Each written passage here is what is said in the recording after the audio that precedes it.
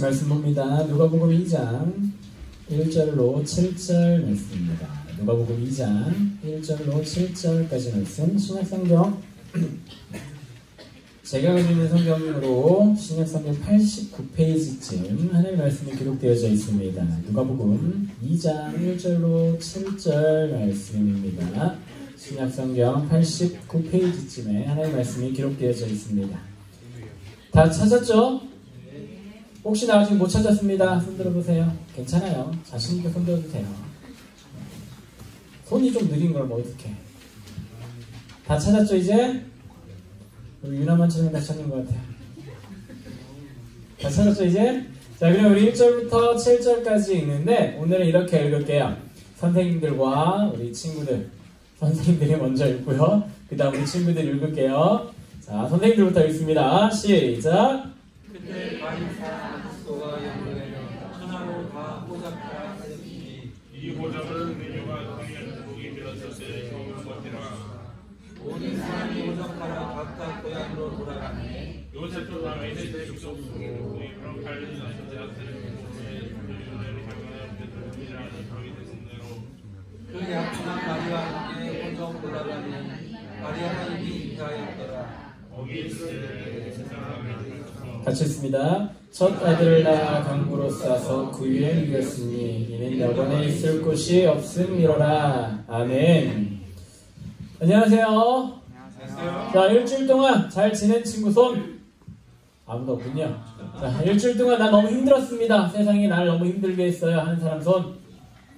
일주일 동안 시험이 날 너무 괴롭혔습니다 손. 일주일 동안 안 살았습니다 손. 일주일 동안 뭐 하고 있었어요 우리 친구들? 공부? 뭐 하고 있었다고요? 일주일 동안 나는 먹고만 살았습니다 하는 사람 손. 일주일 동안 나는 아무 생각 없이 멍만 때리다가 있었습니다 손. 뭐 하고 살았어요 그러면 진짜? 진짜로 뭐 하고 살았어요? 우리 고3 친구들 요즘에 뭐해요? 학교 가면 뭐해요? 아무것도 안 해요. 내가 고3 때 생각해보니까 수능 끝나고 맨날 축구하고 12시 되면 땡 하면 집에 가고 이랬었던 기억밖에 없어 사실. 그리고 가끔가다 영화 보러 간다고 그러면 저쪽 가고 뭐 그랬었던 기억이 있어요. 고등학교 2학년 친구들 학교에서 뭐해요? 놀아요? 놀면 안 되지. 지금 수능이 365일도 안 남았는데. 고등학교 1학년 친구들 뭐해요? 학교에서? 행복하죠? 후배들 오니까. 이제 후배들 오니까 너무 행복하죠? 저기 괴롭히던 부산 형, 오빠, 언니, 누나들 가고 이제 새로운 후배들이 들어오니까 너무 행복하죠? 자, 이제 시험은 다 끝났죠? 혹 아직 시험이 남아있다 하는 학교 어디예요? 광덕? 할렐루야. 놀라운 학교네요. 진짜 정말 놀라운 학교네요. 네, 아직까지 잠깐 크리스마스가 껴있어요 혹시 시험 기간에? 그건 아니에요. 언제 끝나요? 24일날. 다행이네요. 그렇죠. 만약에 그 26일까지 갔으면 생각만 해도 끔찍하죠. 제가 학교 다닐 때 꼭 우리 학교는 어떻게 했냐면 중간고사 같은 건 10월달에 보잖아요. 꼭 개천절을 앞뒤로 시험 날짜가 있었어요. 무슨 말인지 알죠? 개천절 못 논다는 소리예요. 빨간 날이 있으면 뭐예요? 그날이 공부하는 날이었었던. 물론 나는 열심히 공부하지 않고 놀았겠죠. 그래요. 그랬었던 기억이 납니다. 시험이다라고 하니까 참 그러네요. 우리 광덕 저기 굉장히 힘든 학교 다니는 우리 친구들 위해 나머지 친구들, 저 친구들 기도해 주시길 바라요. 저 힘든 학교 다니는 친구, 고개 끄덕끄덕하는 친구들, 정말 급격하게 저걸 같이 호응하는 친구들인 것 같아요. 저 친구들, 불쌍한 친구들, 하나님 내년에는 조금 다르게 해주십시오.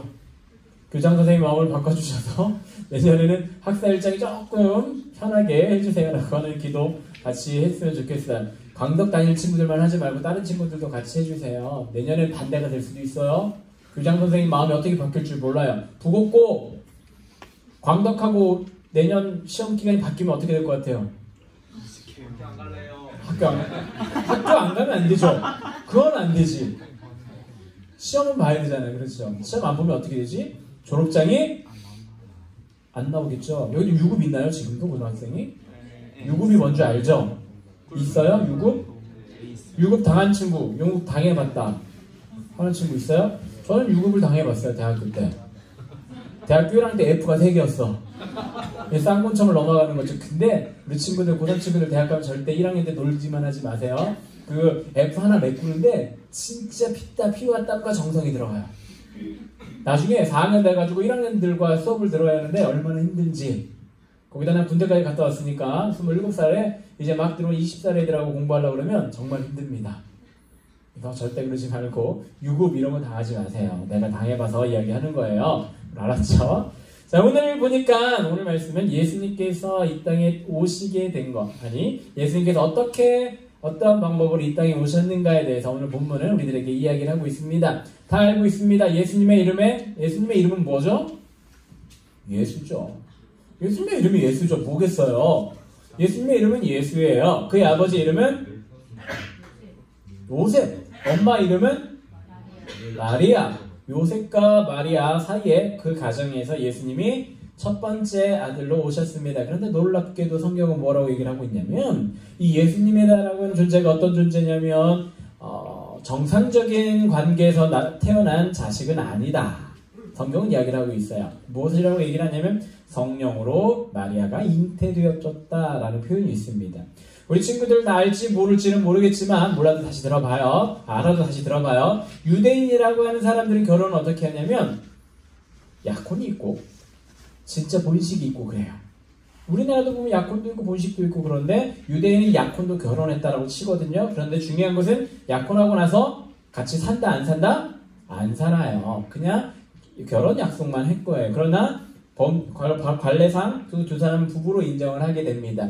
마리아와 요셉은 약혼만 한 상태예요. 첫 번째 결혼을 한 상태지요. 그런데 마리아가 애를 가졌어. 어떤 상황일까? 생각을 해봅시다. 우리 친구들 같으면 마리아를 보고 뭐라고 얘기를 할까? 요셉을 너무 사랑하셨군요. 이렇게 얘기했을까? 그 당시 유대인은 그런 게 불가능한 일이었어요. 같이 살지 않기 때문에 불가능한 일이었어요. 그런데 결혼도 정확하게 약혼만 하고 정확하게 결혼하지 않고 같이 살지 않고 동거하지 않은 상황에서 애가 생겼다. 누구나 이렇게 의심하죠. 불륜을 의심하겠죠. 왜냐하면 결혼한 상황이기 때문에 그것도 1차 결혼이지만 그것도 결혼으로 치기 때문에 불륜을 의심하게 됩니다. 만약에 불륜으로 아이가 생겼다 그러면 여자는 어떻게 될까? 그 당시 돌에 맞아 죽어요. 무서운 세상이죠. 요즘 같은 말도 안 되는 그런 세상이 아닌데 그 당시엔 그게 가능했다고요. 그런데 마리아가 어떻게 됐다? 그렇게 됐다. 근데 요셉이 너무 착한 사람이어가지고 요셉이라고 하는 사람이 인품이 엄청나게 착한 사람인 것 같아요. 자, 우리 친구들 중에 한번 손들어 봅시다. 나 좀 착해요.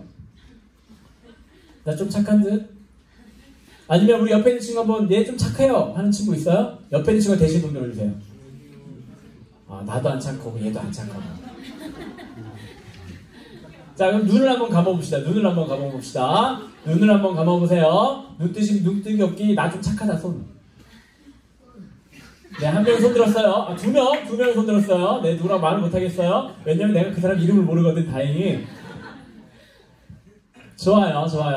내가 착하다 생각하는 거 굉장히 좋아요. 내가 이런 거 좋아한다 그랬죠. 자신을 드러내는 거 얼마나 자존감이 높아요. 자, 그럼 다시 한번 들어볼게요. 눈 감고 다시 한번 손 듭니다. 난 좀 못됐어요. 손. 하나, 둘, 셋. 네, 감사합니다. 네, 몇 명 들려고 했는데 안 들었던 것 같아요. 얼마나 감사한지 우리 친구들 모두 착한 걸로 인정할게요. 이 요셉이라고 하는 사람이 너무나 착해서 그의 아내가 되어야 되고 그의 아내라고 볼 수 있는 마리아가 임신했다는 소식을 듣고 성경 보니까 가만히 끊고자 했다라고 해요. 만약에 요셉이 강력하게 저 여자 이상해 그러면 그 여자는 바로 죽을 수밖에 없지만 요셉은 좀 착해서 그래도 그나마 인정은 되진 않지만 그 여자와 이제 관계를 끊으려고 했다. 그때 하나님께서 나타나셨다고 성경은 얘기하고 있죠. 저 마리아가 임신한 것은 다른 남자 때문에가 아니라 하나님께서 그를 사용하시기 위해 성령으로 잉태된 자식이야 라고 천사가 나타나가지고 꿈에 나타나가지고 이야기를 했다고 하죠. 혹시 우리 친구들 꿈에 천사 본 사람 있어요? 어릴 때 본 사람 있어요? 정말 나의 소원이 뭐냐면 내 꿈에서 제발 예수님 한번 만나는 게 꿈인데 신기하게도 나는 예수님께서 한 번도 내 꿈에 나타나지 않았는데 내 딸한테는 나타나셨대요. 몇 개월 전에 자기 일하더니 아빠 예수님 봤어 그러더라고요. 너 예수님 어떻게 생겼는지 아니? 그러니까 몰라 그러더라고요.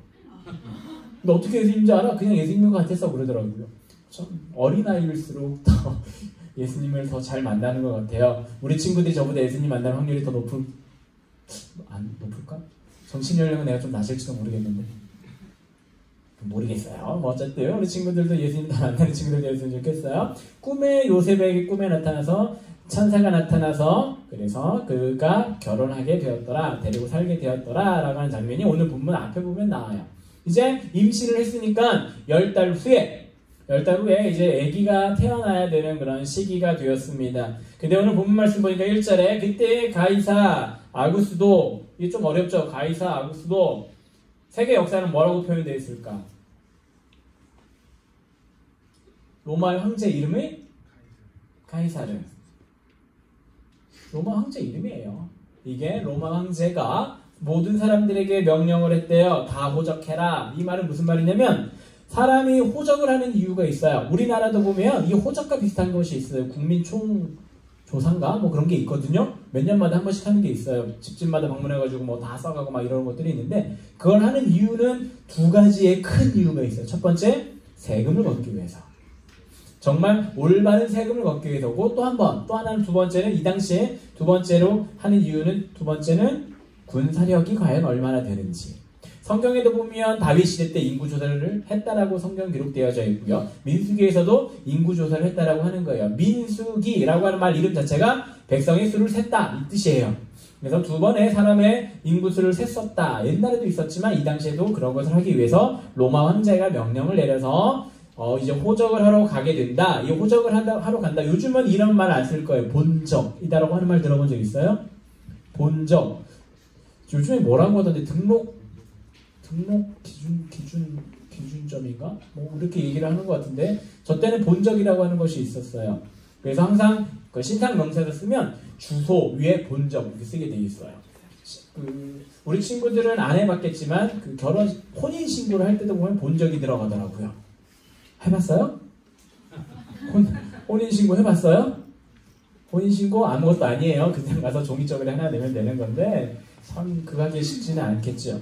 한때 본적이다라고 하는 곳이 있어요. 한국에도 본적이라고 하는 것이 있고 요즘에 이제 그게 거의 많이 사용하지는 않고 있어요. 본적을 어떻게 말하면 정확하게 말하면 아빠 고향이 본적이다라고 얘기를 해요. 저도 본적이 충청남도 비봉면 사전리로 되어 있거든요. 정말로 그러한 본적을 하기 위해서 그렇게 호적을 하기 위해서 저기 밑으로 원래 고향으로 내려가야 하는 거예요.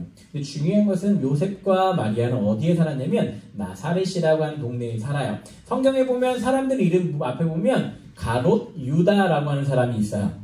들어봤죠? 한 번 정도는 들어봤을 거예요. 예수 믿는 사람이라면 가롯 유다라고 하는 사람에 대해서 한 번 들어봤어. 그 이유는 무엇이냐면 예수님을 돈에 팔아 넘긴 제자가 가롯 유다거든요. 그 사람의 이름이 성이 가롯이고 이름이 유다일까? 아니에요. 어떻게 알지? 고개를 흔들치고 놀고 있어요. 그 사람의 이름은 유다. 근데 가롯은 뭘까? 가롯 지방에 살고 있는 유다예요. 나사렛 예수라고 하는 말, 다른 말로 하면 어떤 표현을 할 수 있겠죠? 나사렛에서 살고 있는 예수다라고 하는 이름이에요. 정확하게 말하면 예수라고 하는 이름이 이 당시 굉장히 흔한 이름 중에 하나예요. 우리나라 말로 하면 우리나라 이름 요즘은 좀 많이 이름들이 많이 넓어져서 스펙트럼이 넓어져서 영어 이름도 있고 한글 이름도 있고 뭐 기타 등등 여러 가지 이름들이 있지만 옛날에 저 다닐 때 학교 다닐 때 책에 보면 항상 나오는 이름이 있었어요. 영희와 철수. 지금도 나오나요? 학교 책에? 영희와 철수가 맨날 나와요. 둘이 대화하는 거. 초등학교 때 보면 대화하는 거 맨날 여자는 영희, 남자는 철수. 이랬었던 것이 있거든요. 그리고 관공서 가면 요즘에 제일 많은 이름을 쓰는 게 홍길동이다라고 하는 이름이 이렇게 써져 있는 것을 기억을 하는데 예수라고 하는 이름도 굉장히 흔했었던 이름이래요. 그래서 요즘에 보면 가끔 가다가 뭐 예수의 무덤이 발견됐니 이런 얘기들 굉장히 가끔 가다 들릴 때가 있어요. 근데 그 당시 예수라고 하는 이름이 흔했더라 라고 하는 것을 우리 친구들 기억했으면 좋겠어요. 한마디로 말하면 나사렛에 살고 있는 예수라고 하는 표현으로 우리를 예수님을 많이 표현을 하는데 예수님께서 나사렛에서 살았기 때문에 예수님을 나사렛 예수다라고 부르는 거예요. 정확한 이름은 나사렛 예수보단 예수 그리스도가 더 정확한 예수님의 호칭일 것 같아요. 우리 친구들 나사렛 예수라고 하지 말고 예수 그리스도라고 하는 표현으로 표현했으면 좋겠습니다. 오늘 이 호적을 하러 예수님의 아버지인 요셉과 그의 부인 마리아가 이 원래 요셉의 고향이었었던 베들레헴이라고 하는 곳으로 그가 호적을 하러 가게 됩니다. 근데 참 이 남편도 참 무심하지. 만삭인 아내를 데리고 그 호적을 하러 그 멀리까지 갔대요. 지금이면 상상, 지금이라면 뭐 차 타고 가니까 좀 그렇긴 하지만 차 타고 가도 만삭인 부인을 어디 데리고 다니는 건 사실은 안 되거든요. 왜냐면 위험하니까. 그런데 이 당시 낙이 타고 데리고, 혹시 말 타봤어요? 우리 친구들 말? 말. 아, 여기 승마장 갔다 온 친구도 있나요? 승마장도 갔다 오고 막 그랬던 것들이 있는데, 말 타보면 어떠냐면 엉덩이 엄청 아파요. 말 진짜 제대로 타면. 처음 타는 사람들은 엉덩이가 엄청 아프거든요. 근데 이 배가 이만큼 나온 산딸이 얼마 남지 않은 이 마리아가 나귀를 타고 갔다. 얼마나 힘들었을까 생각해보면 정말 끔찍합니다.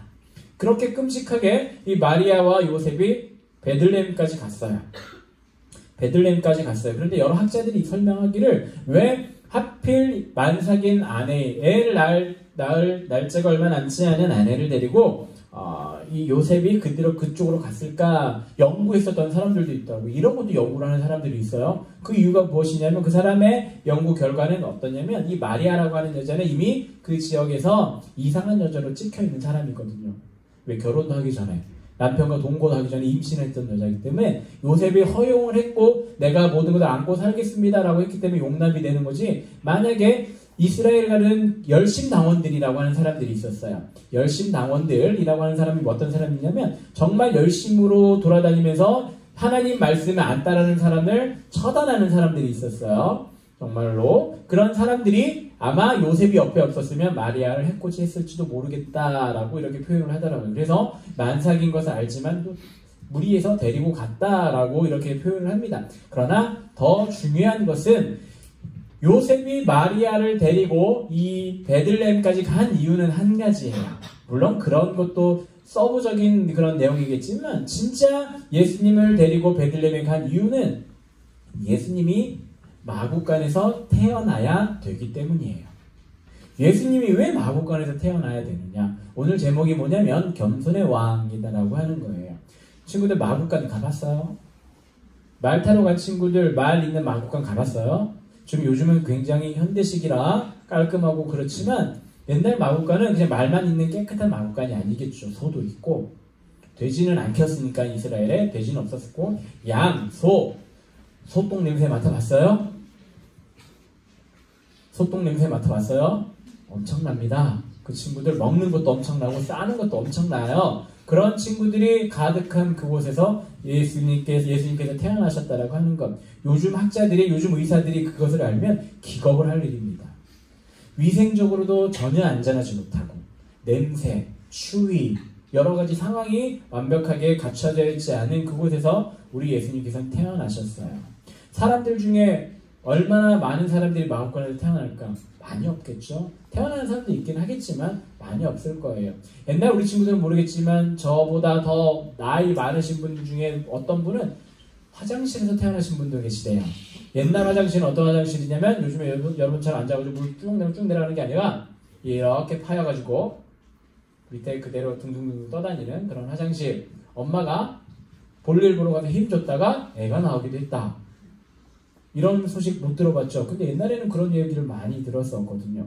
정말로 그렇게 태어난 친구들도 대단한 분들이긴 하지만 이 예수님도 참 말도 안 되는 방법으로 태어났습니다. 사실 한 가정의 아들, 특히 유대인 사회에서 장남이다라고 하는 존재는 여러분들이 생각하는 것보다 훨씬 대단한 존재예요. 많은 사랑을 받고 많은 축복도 받고 제사도 많이 갖게 되는 것이 이 장남이다라고 하는 존재거든요.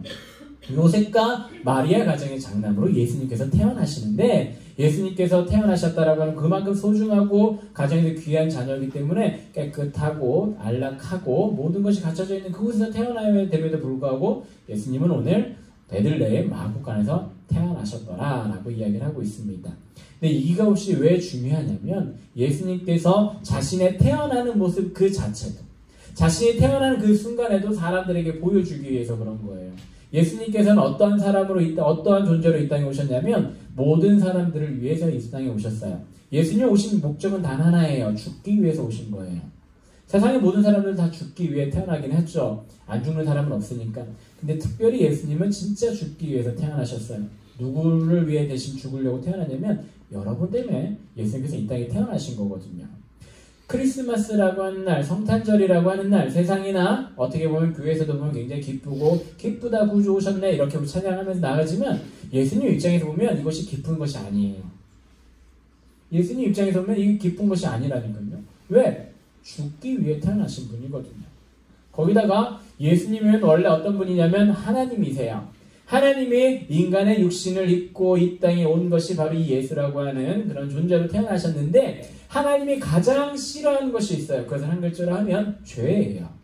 근데 예수님께서 하나님께서 이 땅에 오신 것만으로도 말도 안 되는 상황이거든요. 이게 좀 어려운 말로 비하라고 하는 그런 표현을 써요. 신학적인 용어로 비하. 하나님께서 비하하셨다라고 하는 표현을 쓰는데 하나님께서 가장 낮은 모습으로 이 땅에 오셨다.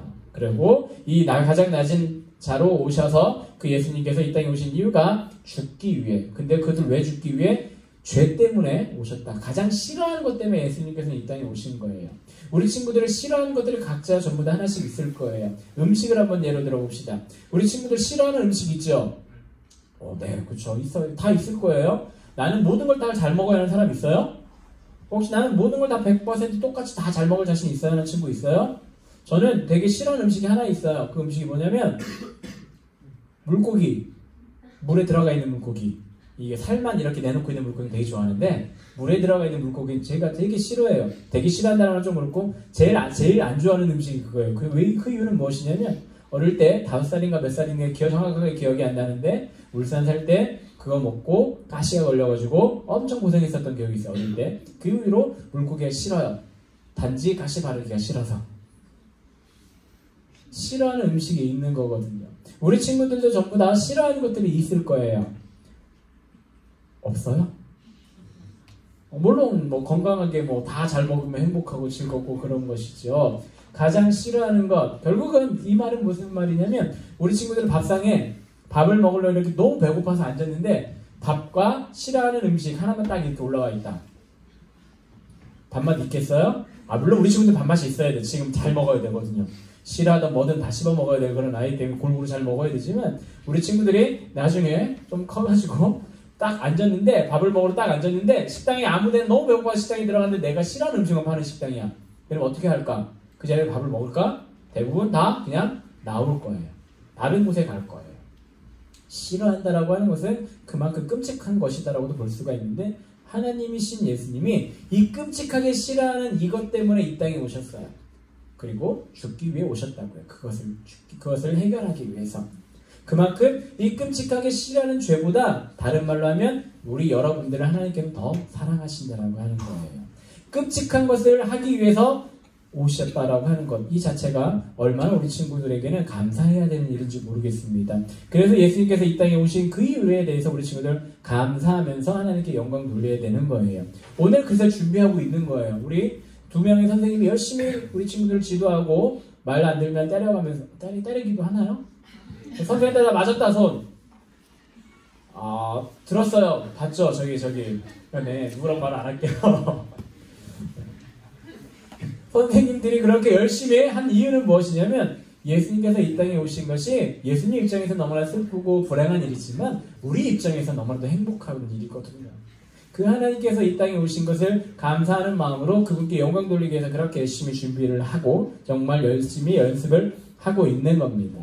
이 땅에 오신 그 예수님, 정말로 예수님께서 마구간에서 태어나셔야 될 이유는 정말로 예수님께서 이 세상에서 왕으로서 분명히 태어나실 수도 있는 그런 능력이 있으신 분이었어요. 예수님은 충분히 이 세상에서 왕으로 최고의 자리로 태어나실 수 있지만 스스로가 이미 낮아진 것, 최하 계층으로 내려가자라고 하는 겸손한 마음으로 예수님께서는 이 땅에 오시게 된 겁니다. 그래서 마구간에 태어나시게 된 거예요. 왕궁에서 태어나신 것이 아니라 마구간에서 태어나신 이유는 예수님께서 우리들에게 나는 겸손의 왕으로 이 땅에 왔어. 세상 모든 사람들을 다스리는 왕이 아니라 모든 사람들을 섬기기 위해서 모든 사람들의 죄 때문에 내가 이 땅에 왔어를 보여주시는 사건이기도 합니다. 그것이 바로 이 마구간 사건이기도 한 거예요. 정말로 하나님께서 이 땅에 오셔서 우리를 위해 많은 것을 하셨습니다. 그중 대표적인 일이 우리 위해 십자가에 달려 돌아가신 것이죠. 부활절은 그래서 이 성탄절과 강력하게 연결되어져 있어요. 이 성탄이 있기 때문에 부활이 있는 거거든요. 부활이 있으려면 무엇이 있어야 되냐면 성탄이 있어야 되는 거예요. 그래서 부활절과 성탄절은 기독교에서 정말 우리가 예수 믿는 사람들이 살아갈 때에 정말 하나님께 감사해야 되는 가장 큰 절기가 바로 이 부활절과 성탄절이다라고 하는 것을 우리 친구들 기억했으면 좋겠습니다. 예수님께서는 이 땅에 누굴 위해 오셨다고요? 여러분 한 사람 한 사람 때문에 오신 거예요. 여러분 한 사람 한 사람이 무엇 때문에 오셨냐면 죄 때문에 오신 거예요. 예수님께서 이 땅에 오시지 않았으면 지금 여기서 뭐하고 있어야 되냐면 제가 여기 되게 추렁추렁한 옷을 입고 보석들 막 박혀있는 옷들 입고 모자도 쓰고 막 무거운 것을 하고 여기 앞에 뭐가 있어야 여기 앞에 뭐가 있어야 되냐면 커다란 이 제단이 있어야 돼요. 무슨 제단? 고기 태울 수 있는 제단. 그래서 한 명이 한 번씩 들어온 게 유나가 오늘 딱 들어오면서 죄를 너무 많이 지은 것 같아. 이번 주에 너무 죄를 많이 지은 것 같아. 그러면 소 한 마리 딱 잡고 이렇게 끌고 와야 되는 거야. 그래서 여기 앞에서 소야 내 죄를 갖고 대신 너가 죽으렴. 그러고 나는 나가서 그래 제 회개했지? 배 자르고 피 뽑고 그래 내고 다 태워버려야 돼요. 예수님께서 이 땅에 안 오셨다면 우리 친구들 다 그래야 된다라고 하는 거예요. 그것이 바로 예배이기도 하니까요. 구약시대 때 말하는 그런 예배이기도 하니까. 예수님께서는 우리 친구를 너무 사랑하신 것 같아요. 성경을 읽으면 읽을 때마다 내가 생각하는 것이 무엇이냐면 구약시대 때 대단히 많은 사람들이 나와요. 대단한 사람들 나오죠. 다윗, 아브라함, 모세 이런 사람들 나오죠. 근데 하나님께서 그 사람보다 나를 더 사랑하는 것 같다는 생각이 너무 많이 들어요. 그 이유가 뭘까? 나는 소 안 갖고 와도 되거든. 나는 소 안 갖고 와도 되거든요. 우리 친구들 소 피해 제사 드리는 곳에 가봤어요? 나는 가봤거든요. 네팔이라고 하는 곳에 가면 덕친깔리라고 하는 그런 신전이 있어요. 그것은 어떤 신전이냐면 동물 잡아서 제사 지내는 거예요. 실제로 거기 가면 닭 잡아가지고 칼로 목을 해가지고 닭피를 뚝뚝뚝뚝 떨어뜨리기도 하고 염소도 잡아다가 그렇게 하기도 하고 소도 잡아다가 그렇게 하는 곳이 있어요. 봤는데 정말 피비린내가 어마어마합니다. 피비린내가 어마어마하고 그리고 중요한 건 동물 잡을 때 동물들이 뭐 하는 줄 알아요? 좀 더 큰 걸 보든지 작은 걸 보든지 해요. 냄새가 또 엄청나게 심합니다. 정말로 그런 것들을 우리가 경험하지 않게 위해서 하나님께서 이 땅에 오셨거든요. 여러분들의 죄를 용서해 주셨거든요. 그런 사건들, 그런 일들이 있었기 때문에 우리 친구들은 지금 그러한 제사를 안 지내도 되는 상황에 놓여 있다라고 하는 겁니다. 그것만으로도 우리 친구들을 얼마나 하나님께서 사랑하시는지 알 수 있는 대목인 것 같아요. 그러니까 우리 친구들은 앞으로 하나님 나라가는 그날까지 하나님께서 나를 사랑해 주셨다라고 하는 것에 감사하면서 늘 감사하는 기도와 하나님께 영광 돌리는 친구들 되기를 간절히 소원합니다. 오늘 겸손의 왕으로 오신 예수님, 마국간에서 태어나신 그 예수님, 정말 세상의 가장 낮은 곳에 가장 낮은 자리에 심지어는 예수님 태어나고 나서 얼마 있다가 쫓겨가기도 해요. 저기 멀리 이집트 땅으로 쫓겨가기도 한다라고 성경은 기록하고 있거든요. 예수님은 축복받은 탄생이 아니라 시작부터 정말로 많은 사람들보다 독특하게 다른 사람보다 더 지저분하게 더 낮은 곳에서 시작하셨던 분이 바로 우리 예수님입니다. 그 예수님을 본받는 사람들이라면 우리도 겸손해야 되는 거예요. 겸손의 반대가 무슨 말인 줄 알아요? 교만이에요. 교만이라고 하는 말의 뜻은 무슨 말이냐면 날아간다, 높아지다 이거든요. 우리 친구들, 옆에 있는 친구들보다 내가 좀 낫다 하는 친구들 있죠? 한번 봅시다. 옆에 있는 친구 얼굴 한번 봅시다. 저번에도 얘기했어요. 자, 내가 얘보다 좀 잘생겼어 하는 친구 있어요? 나는 얘보다 좀 잘생긴 것 같아 하는 친구들 있어요? 없어요? 그럼 옆에 있는 애가 나보다 좀 잘생겼어 하는 친구들 있어요? 자신있게 손 들어주세요. 그런데 그런 거 중요하지 않아요. 여러분, 이 세상에서 가장 잘생긴 사람이 누군지 알아요? 나예요, 나. 아니, 오해하지 말아요. 나 아니고. 여러분들 각자 스스로라고. 자, 이 세상에 가장 잘생긴 사람이 누구라고? 나. 전부 다 각자 나라고 해요. 왜냐면, 그렇게 생긴 사람 그 사람밖에 없거든. 그렇게 생긴 사람 중에 제일 잘생긴 사람이 여러분들이라고 하는 것을 기억했으면 좋겠습니다.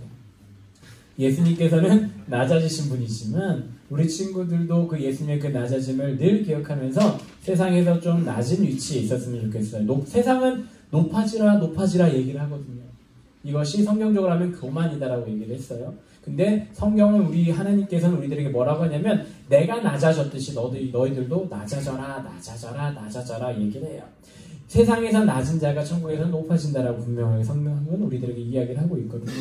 우리 친구들에게서 섬김의 자리가 있으면 내가 먼저 섬기고 정말 우리 친구들 여러 가지 일들을 많은 일들을 해야 되는데 그 일들을 하고 있으면 누가 할래? 그러면 제가 하겠습니다 라고 나서는 친구들.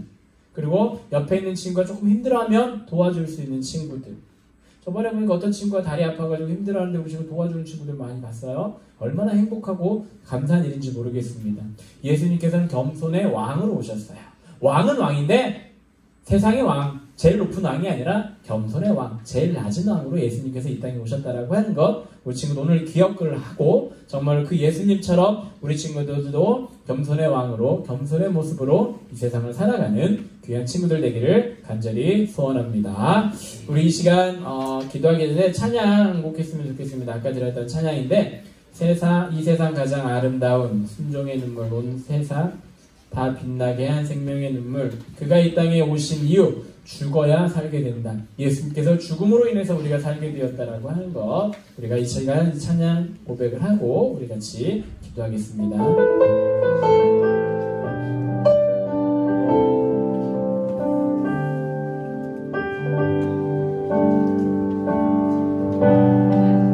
이 세상 가장 아름다운 순종의 눈물, 온 세상 다시 빛나게 한 생명의 눈물,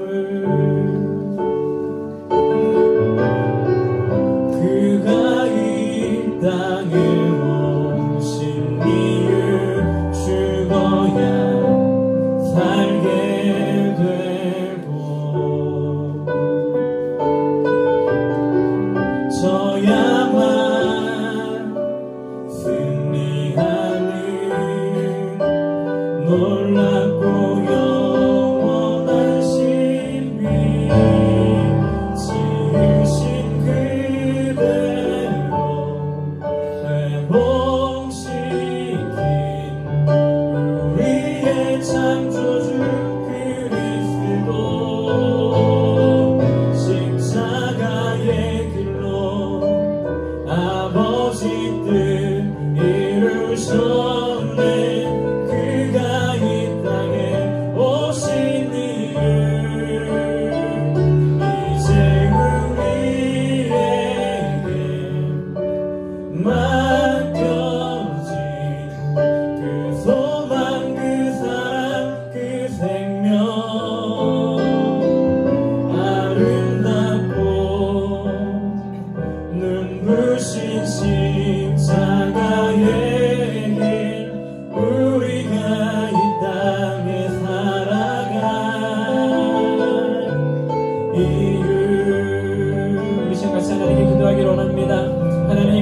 하나님께서 이 땅에 가장 겸손한 왕으로 이 땅에 오셨다고 하셨습니다. 하나님께서 겸손의 왕으로 오신 만큼 하나님을 믿고 하나님을 따른다라고 하는 우리도 겸손하게 나가게 하여 주시옵소서. 세상은 높아지